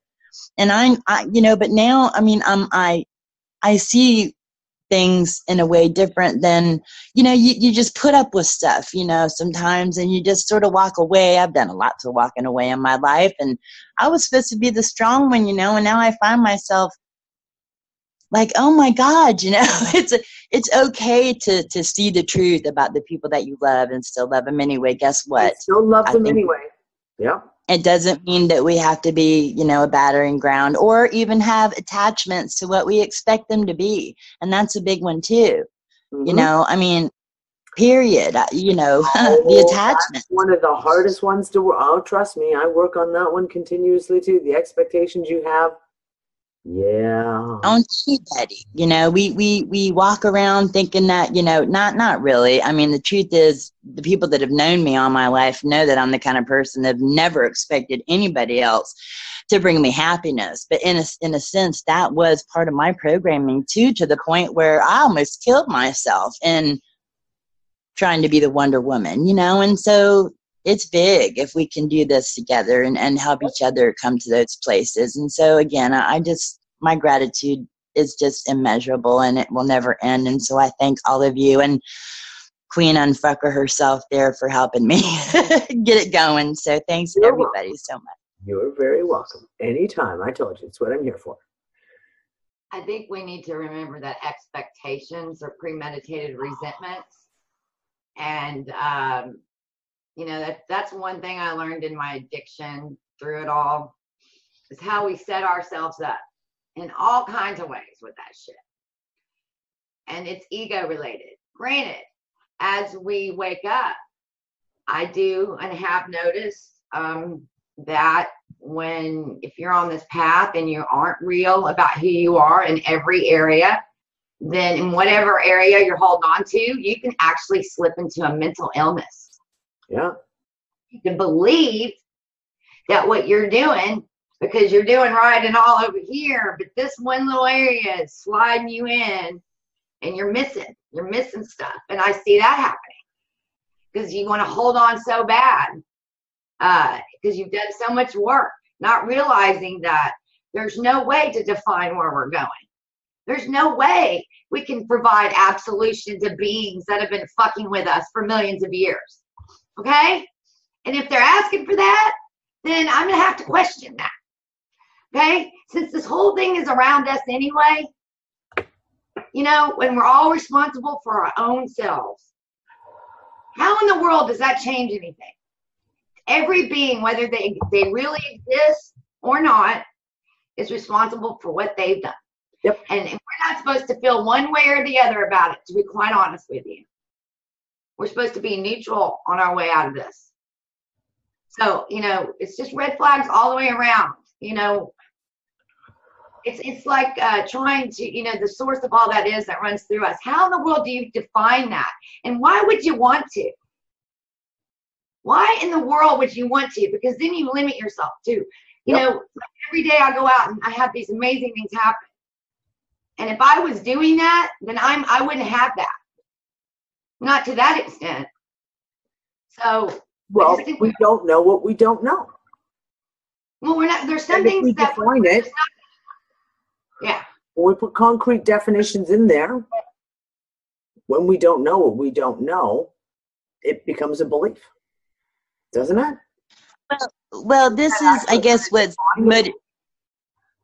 that's what's motivated me is my love and compassion and empathy for other people that are actually on their own path. And just because they don't see what I see, I'm not the kind of person that pushes my, to me, that's like, it is their journey. And it is difficult to, whether they're Christians or, into the Hindu thing. I got a yoga teacher daughter, a minister, how the hell that all happened, I don't know. But, and then, You know what I'm trying to say? You know, I have no, it's not fair to another human being to expect anything, you know, period. I mean, that, except your own boundaries. Yeah. You know, let a person know where they can't cross you. And that's, you know, for me, sorry. Yep. No, I fucking know. I hear you. Totally hear you. Now, the one thing someone just said, Jill just said, I'm limiting myself to forgiving the fuckery. I'm moving on. Here's my thing. I don't forgive the fuckery. That's just me. I am a hard-ass fucking bitch, and I don't forgive the fuckery, and I don't forgive the perceived bad guys, and no. That's just me. And it kind of comes into the whole thing about responsibility. Whatever this whole thing turns out to be, of however it was that we all ended up fucking here in this shit show. Everyone is responsible for their own pieces. Therefore, if there is a being, an entity, or whatever that's out there that is responsible in some part for this fuckery, I don't forgive it. It has to stand up and be responsible for its own actions. That's just me. And maybe that's why you, Danny, stand up and do the reporting you do and the researching you do, and many of us do, you know, that work too. And also too, and again, this is just my thoughts. You know, we talk about division being almost like a threat, you know, not a threat. It's already done. It's been being done. But at the same time, we're kind of shedding some of that weight of trying to drag our families with us. And hang on, you know, I'll meet your expectations, or you'll meet mine, or whatever the hell is going on. Yep. And then when we get to where some of us are at now, i.e. you probably, and I know me, you know, my family's all down in Florida, and my kids they're older now and they've moved on. And that's to be expected. I did the same thing to my mom, because this shit started back, you know, and, you know, that was in the 80s when I moved away. But anyway, I guess what I'm getting at is maybe, you know, it's coming to the table, showing up without all that baggage, so that we can see, so that we can, you know, maybe we are different. Maybe there's you know, a certain percentage of us in this, you know, reality now that just so happen to be the ones, like I said earlier, you know, the ones. And not that we're special or anything like that. I'm sure there's been ones before us. We know there have. But anyway, just. No, yeah. I hear you. Robert? I'm not saying that my decision or what I feel in this moment that I just shared is right. I'm not saying it's right. I'm just saying that's an intrinsic part of me. An intrinsic part of me is that I feel there's no. And I feel, Stacy set it up above. Oh, fuck, I'll try and scroll up. Crap. Let's see if I can scroll. Hey, it's going to scroll. Yay. Hey, my Zoom is actually working. Stacey said, I refuse to be the bigger person and forgive straight up loaded BS on us. And that has been one of my feelings for a long time, that is a piece of that new age meme. We have to love them, and we have to forgive them, and we have to just send them our love, etc. And that every part of me screams no fucking way. And that's I don't know what I don't know. Maybe tomorrow something will come in that will be different, that will change my mind on all of it.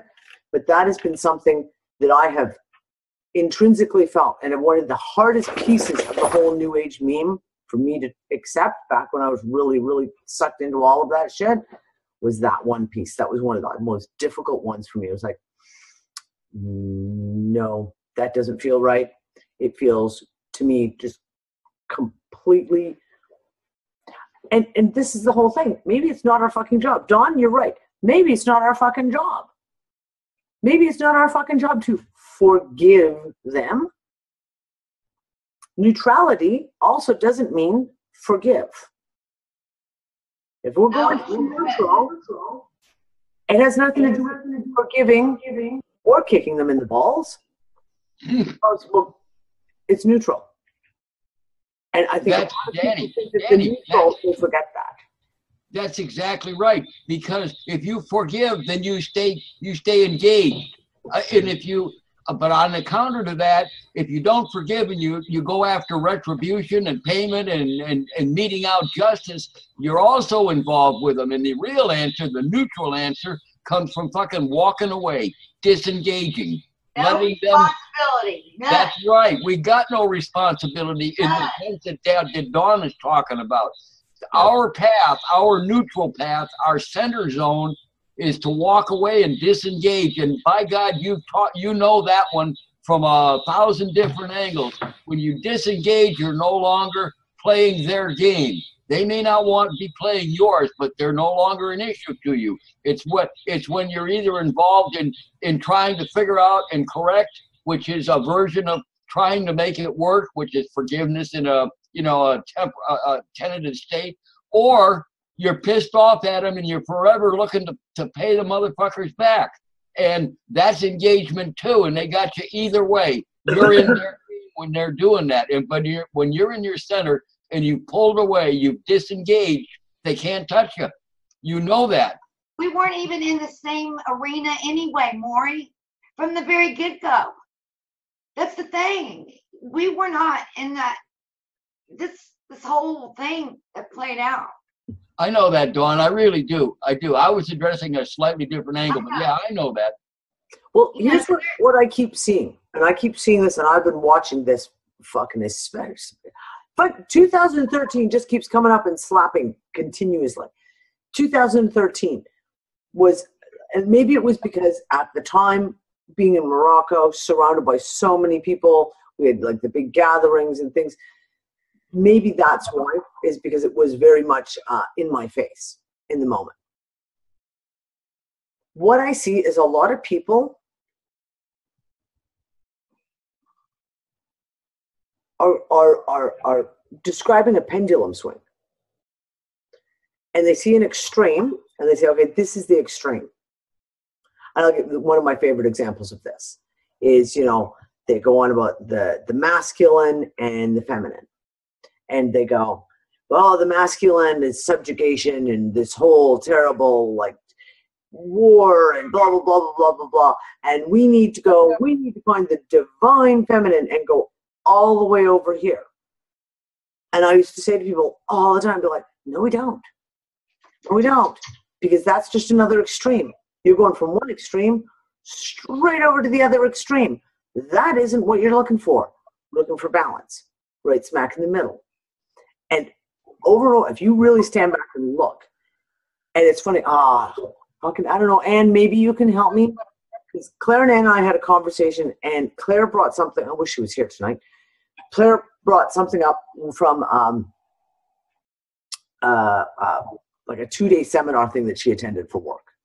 They send you off to work and they send you these things kind of like how to be a better whatever. And the person was talking about aggressive people and empathy over here, and like looking at it as like the bar line of like a graph, right? This is the aggression, this is the empathy type thing. And she started to try to describe 4 basic people. And we talked about, like you have the extreme aggressive, then you've got, passive aggressive, and then you've got the people who are just, what was the word she used? Basically doormats, for lack of a better term. They're just freaking doormats. And what Claire realized was that all the things that she was describing were basically the extremes. At no point in time did she point out the neutral, where it is the balance of all.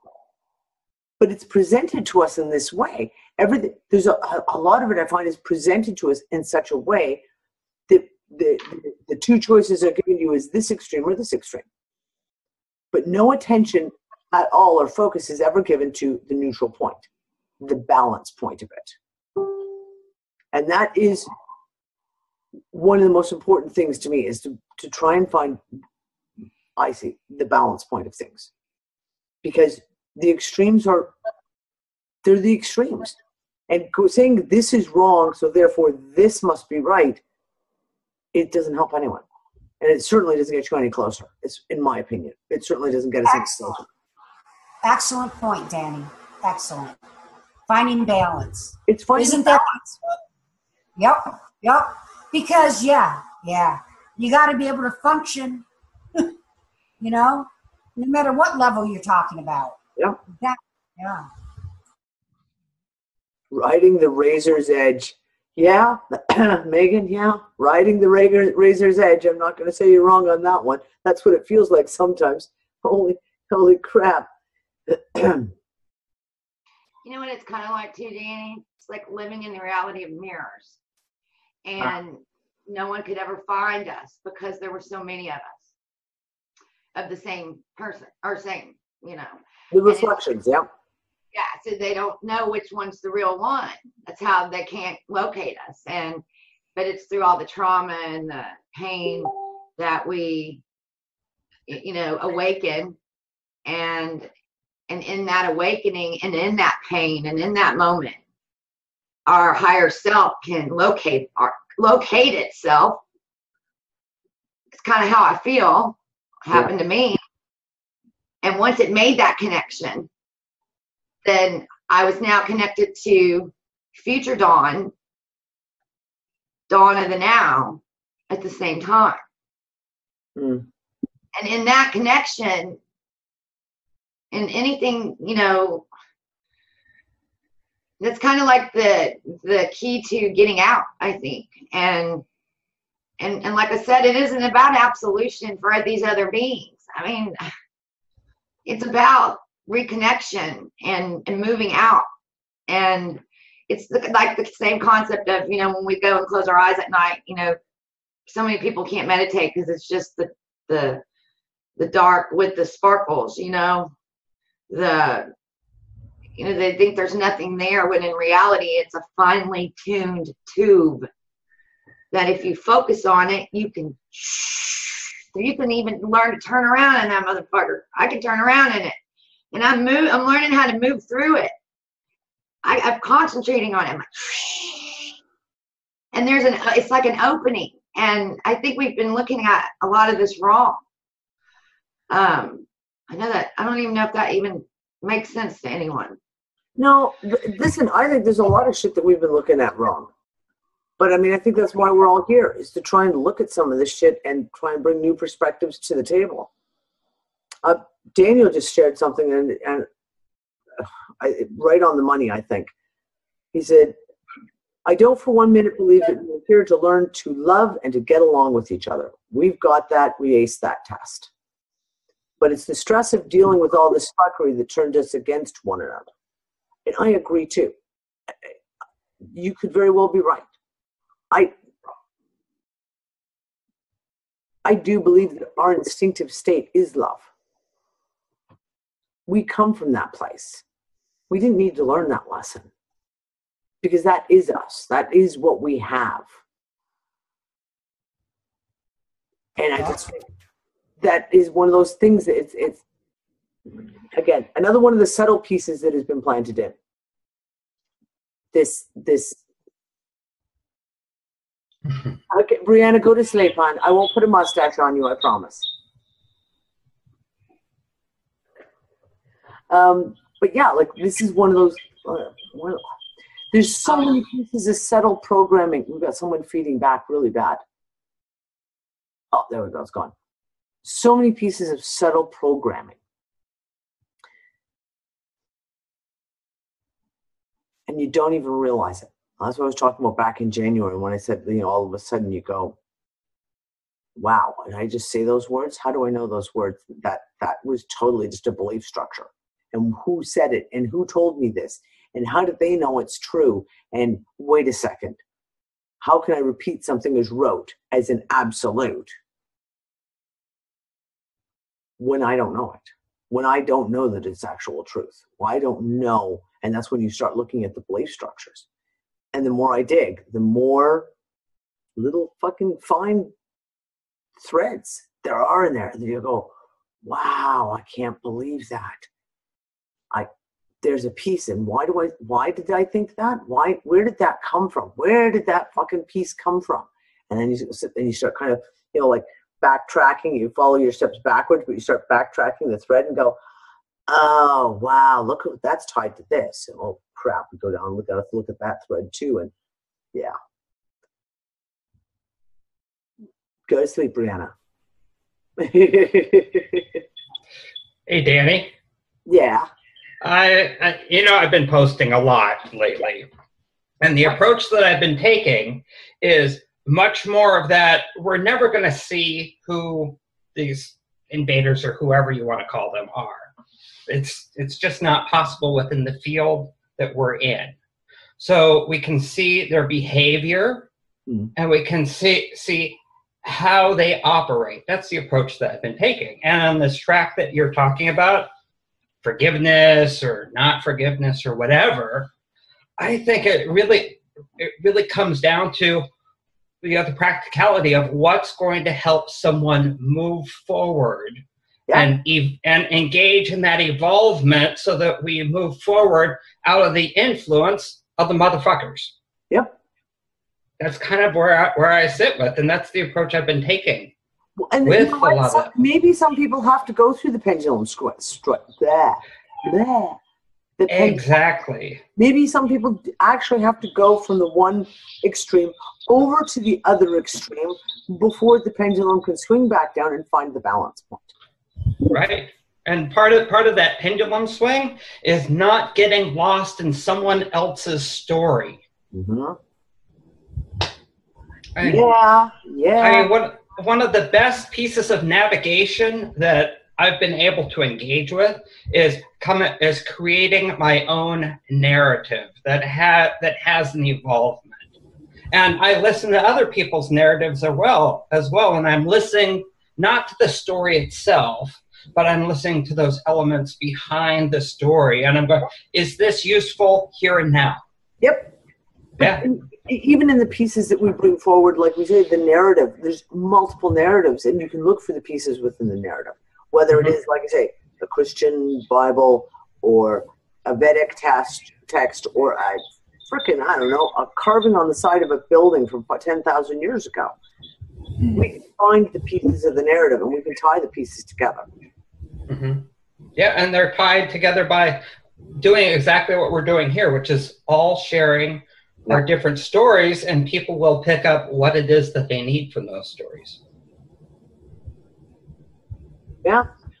Yep, I agree. No, yeah. And we have got their own journey. Right, exactly. And you know what? Look how many stories we had to look at and consider along the way. Yep. Yeah. So it just depends on where each individual is at, because there's a lot of rabbit holes, and it's about growth and shutting the bullshit. Yeah. To me, it's like a one through the multiple lives thing. Like you were saying this last week, I think, on Wednesday, how you were saying, well, maybe it's that, this person had to go through the Egyptian time program thing, or maybe, but to learn something from in there, then they had to move to a different, maybe that's just it, maybe we have to go through these certain games to learn certain aspects. Yeah, and, if that's it, I'm fine with it, That's all I'm not fine with it anymore because I'm fucking bored with this game, and I just really want the game to go. Yeah, I know, I'm bored with it too, but what I'm really hoping is I just pray and hope that if I get out, when I do get out of this, I'm really gonna be looking, hoping for.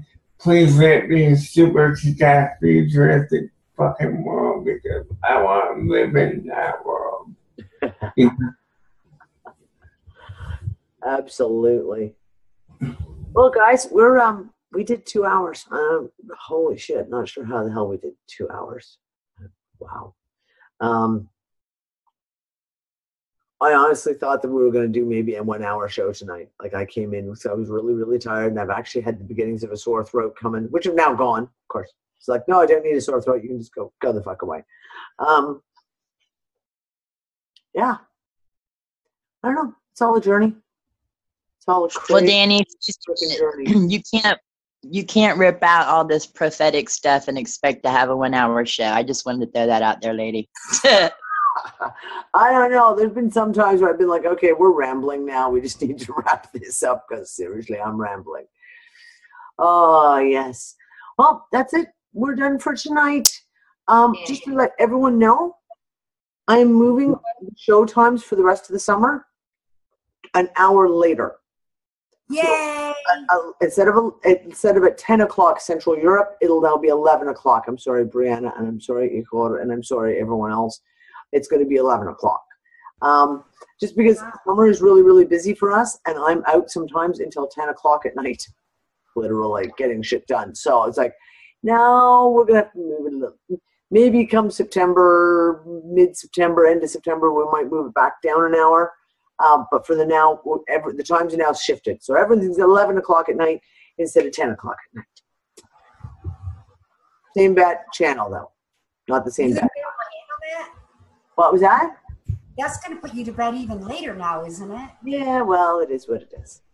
I'm okay with it because that's 6 o'clock. So I'm because Lisa's at 6. So I'm like, I'm good. I'm fine with it. So it's good for me because I can catch more of the shows after work. After work. Yeah, there you go. See, it might be easier for everyone. We'll just see. And then, of course, daylight savings time does the flip over and it fucks everyone over, and no one knows what time anything is for 3 weeks. Okay, guys. Well, that's it for Transpicuous Views. Thank you guys all for being here. It was a fucking awesome conversation. Yes, it was. Thank you, Dan. Awesome. And I'll see you guys on Wednesday for the Unfuck It discussion. Bye, guys.